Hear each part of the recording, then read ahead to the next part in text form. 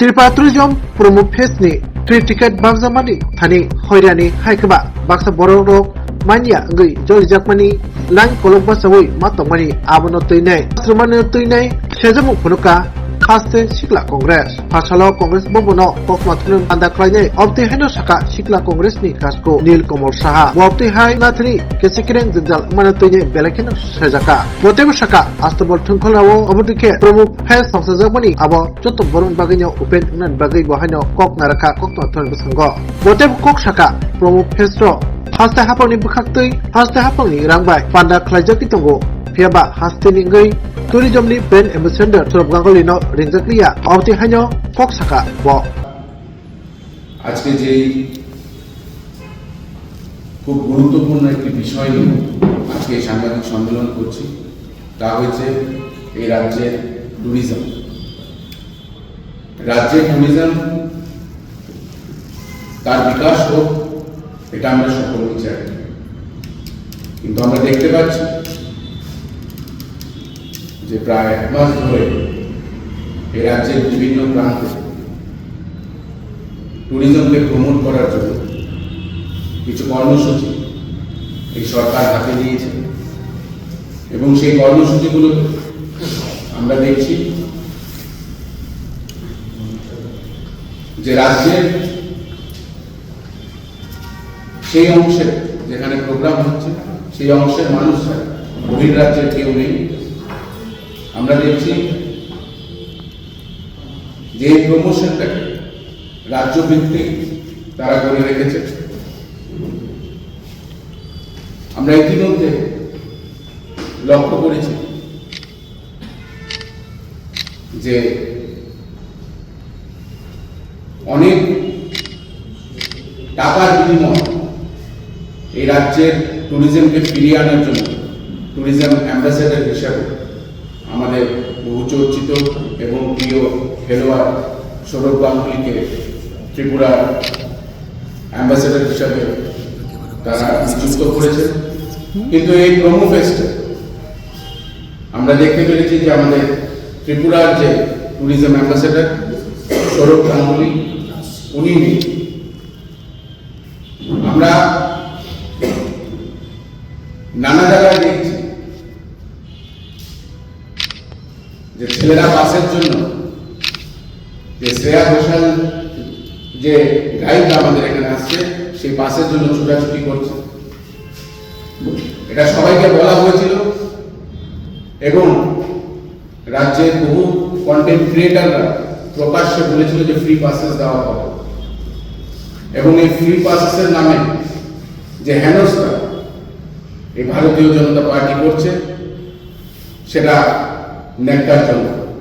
আমরা দেখছি দুদিন ধরে ঘন্টার পর ঘন্টা মানুষ লাইনে দাঁড়িয়ে রয়েছে এবং আমাদের কাছে সূত্রের খবর 5 ঘন্টা 6 ঘন্টা 4.5 ঘন্টা দাঁড়িয়েও তারা টিকিট পাচ্ছে না।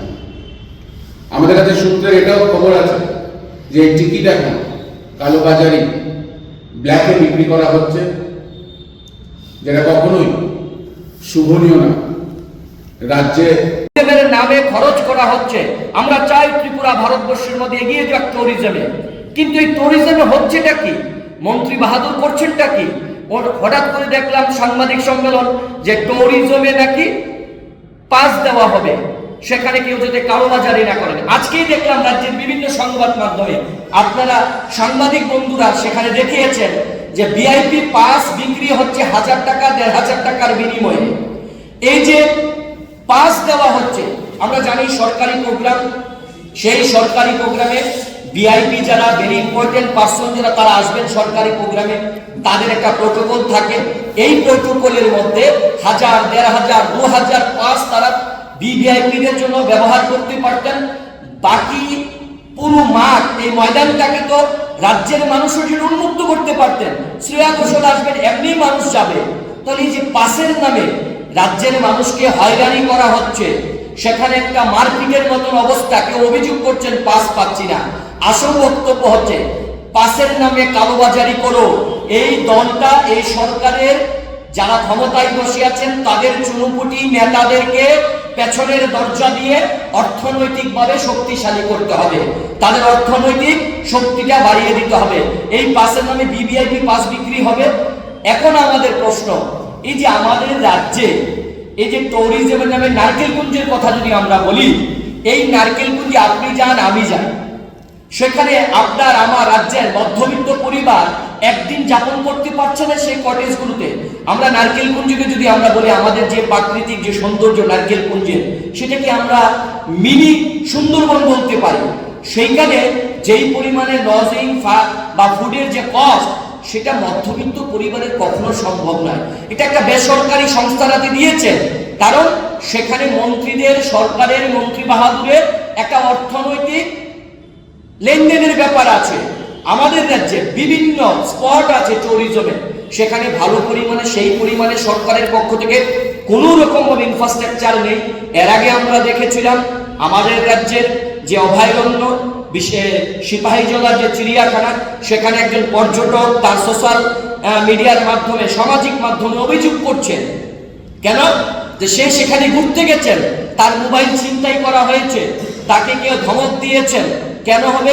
কারণ ওই পর্যটক কেন্দ্রগুলো যারা নিয়ন্ত্রণ করেন, যারা দেখভাল করেন, তারা শাসক দলের কোনো না কোনো লেজুর ভিত্তিক সংগঠন, কেউ যুব মোর্চার আছেন, কেউ বিজেপির আছেন, কেউ জেলা স্তরে আছেন, নানা স্তরের নেতৃত্বরা সেখানে এই পর্যটক কেন্দ্রগুলো তারা সেখানে নিয়ন্ত্রণ করছেন।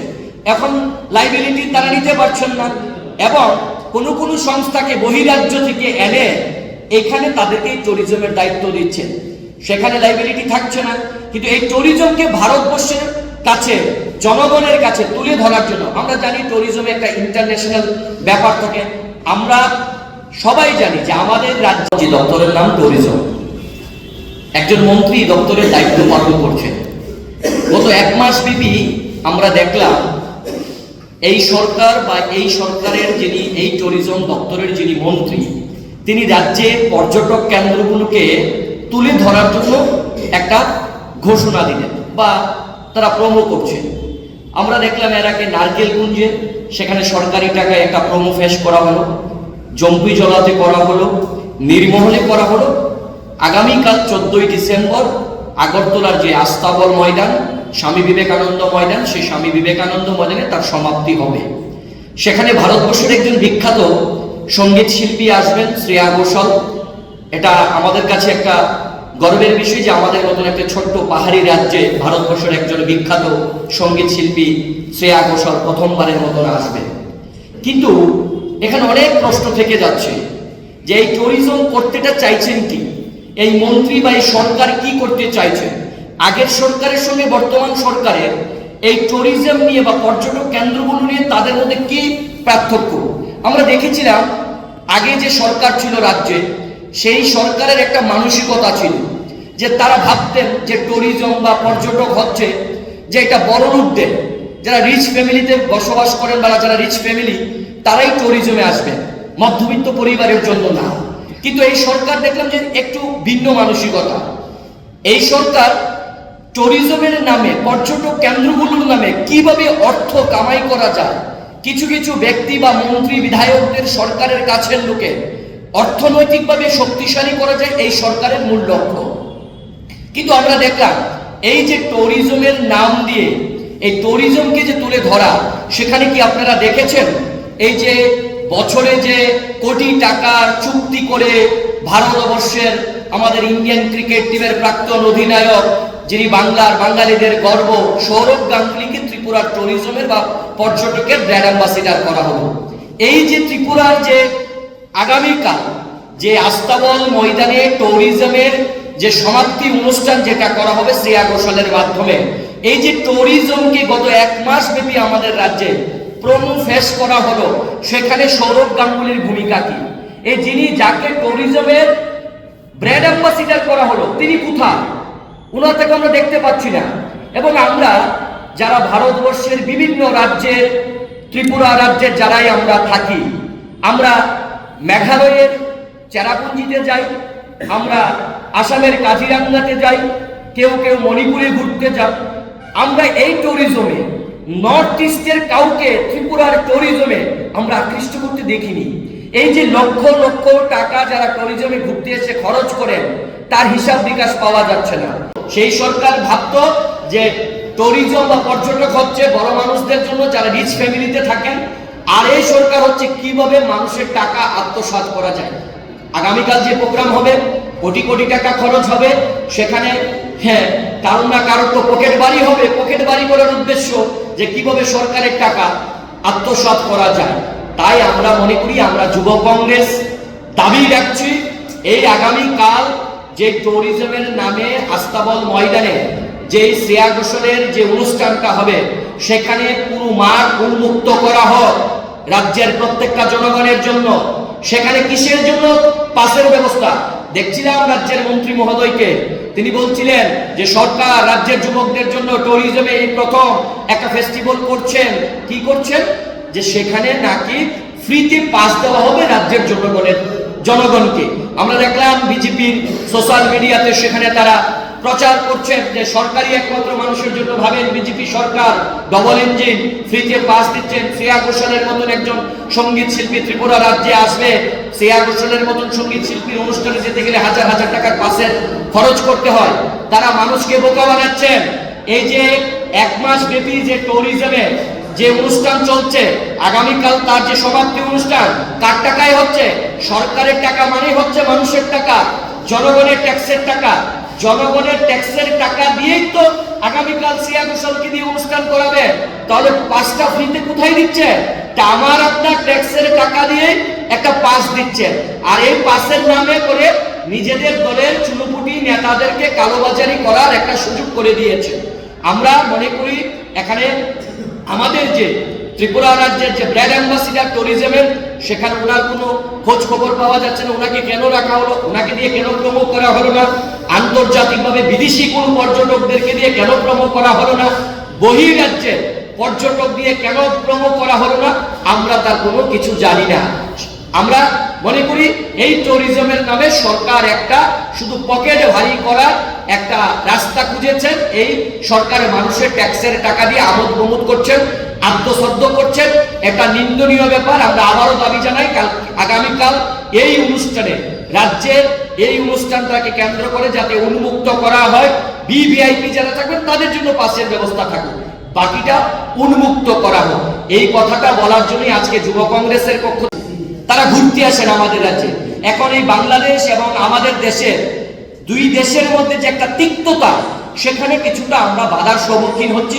আমরা ট্যুরিজমের দিক থেকে ধাক্কা খাচ্ছি, কারণ বাংলাদেশের পর্যটক এখন আর ত্রিপুরাতে আসছে না, দুই দেশের একটা তিক্ততার সম্পর্কের কারণে। কিন্তু এই যে উত্তর পূর্বাঞ্চলের আমাদের নর্থ ইস্টার্ন, সেখানে নর্থ ইস্টের অন্যান্য রাজ্যগুলোকে কি সরকার পারত না অল্প টাকার বিনিময়ে, অল্প খরচের মধ্যে একদিন বা দুদিন করে কাজিরাঙ্গা বা সেখানে আপনার কি কয় চেরাপুঞ্জি, নর্থ ইস্টের যেখানে সুন্দর সুন্দর যেখানে পর্যটক কেন্দ্রগুলো, তাদের সঙ্গে ত্রিপুরা সরকারের একটা মানে সার্কেল তৈরি করে এই ট্যুরিজমটাকে তুলে ধরার জন্য আমরা কিন্তু সেটা দেখতে পাইনি। বা আমরা দেখি যারা ফ্লাইটে আমরা যারা ভ্রমণ করি, দেখবেন ফ্লাইটের সিটের পেছনে ম্যাগাজিন থাকে, সেখানে ভারতবর্ষের বিভিন্ন রাজ্যে সেখানে তারা অ্যাড করেন, সেখানে বিজ্ঞাপন দেন যে আমাদের যেমন মাতা ত্রিপুরেশ্বরী মন্দির, কসবা কালীবাড়ি, ঊনকোটি, নারকেলকুঞ্জ, জলপুই হিল, আমাদের তৃষ্ণা অভয়ারণ্য, চিড়িয়াখানা যেটা সিপাহীজলার, এইগুলো অ্যাড করতে পারতেন। ফ্লাইটের যত রকমের ফ্লাইট, যত রকমের বিমান চলেন, সেখানে তারা অ্যাড করতে পারতেন। সেখান থেকে 5 জন 10 জন তো ত্রিপুরায় আসতো। যখন একজন ফ্লাইটে ভ্রমণ করবেন, সে ম্যাগজিনটা হাতে নিয়ে ত্রিপুরা সম্পর্কে জানতে পারবেন। আমরা দেখি যখন দিল্লি যাই, কলকাতা যাই, আমরা বোম্বে যাই, আমরা যখন ব্যাঙ্গালোর, চেন্নাই যাই, সেখানে এয়ারপোর্টে ভারতবর্ষের বিভিন্ন রাজ্যের বিভিন্ন সরকার তার পর্যটকদের অ্যাড থাকে এয়ারপোর্টে। আপনি কি দেখেছেন আমাদের ত্রিপুরা রাজ্যের কোথাও এই পর্যটকদের জন্য অ্যাড ভারতবর্ষের রাজধানী দিল্লির এয়ারপোর্টে আছে? পাবেন না। মুম্বাই এয়ারপোর্টে আছে? পাবেন না। আপনি কি আসামের গুয়াহাটির এয়ারপোর্টে পাবেন? পাবেন না। কলকাতার বিমানবন্দরে পাবেন? পাবেন না। তাহলে এই যে জনগণের যে ট্যাক্সের টাকা দিয়ে এত বড় আয়োজন করলেন, সেখানে ট্যুরিজমে আরো উন্নত করার জন্য আমরা মনে করি ট্যুরিজম স্পটগুলোকে, পর্যটক কেন্দ্রগুলোকে আরো ইনফ্রাস্ট্রাকচার তৈরি করতে হবে। মানুষের কাছে সম্পূর্ণভাবে তুলে ধরতে হবে। আমরা যদি জিজ্ঞাসা করি আপনাদের কাছে যে আপনারা তো সাংবাদিক বন্ধুরা, এই ট্যুরিজমে কতজন রাজ্যের বেকারের কর্মসংস্থান হয়েছে? কোথাও তার হিসাব আছে? পাবেন না। যে ট্যুরিজম দপ্তরটা চলতে গেলে যে রাজ্যের হাজার হাজার লক্ষ লক্ষ যারা বেকার তাদের কর্মসংস্থান করতে পারছেন কিনা। কারণ আসল হচ্ছে এই সরকার, এই ডবল ইঞ্জিন সরকারের শাসনে রাজ্যের যুবক সমাজ নেশার সাগরের মধ্যে হাবুডুবু খাচ্ছে। আপনি দেখবেন আগামীকাল যে আস্তাবলে যে প্রোগ্রামটা হবে, অনুষ্ঠানটা, সেখানে সাংবাদিক বন্ধুদেরকে বলবো দায়িত্ব নিয়ে ক্যামেরাটা ধরবেন পেছনের দিকে, যে কি উশৃঙ্খল হয় সেখানে, মদমত্ত অবস্থায়, নেশাগ্রস্ত অবস্থায়। আমরা চাই যুবকরা আকৃষ্ট হোক, আমরা চাই যুবকরা ভালো পথে আসুক। এই ডবল ইঞ্জিন সরকারের শাসনে রাজ্যের যুবকদেরকে প্রত্যক্ষভাবে এই সরকার নেশার সাগরে ডুবিয়ে দিয়েছে। সেখানে সরকারের কোনো হেলদোল নেই।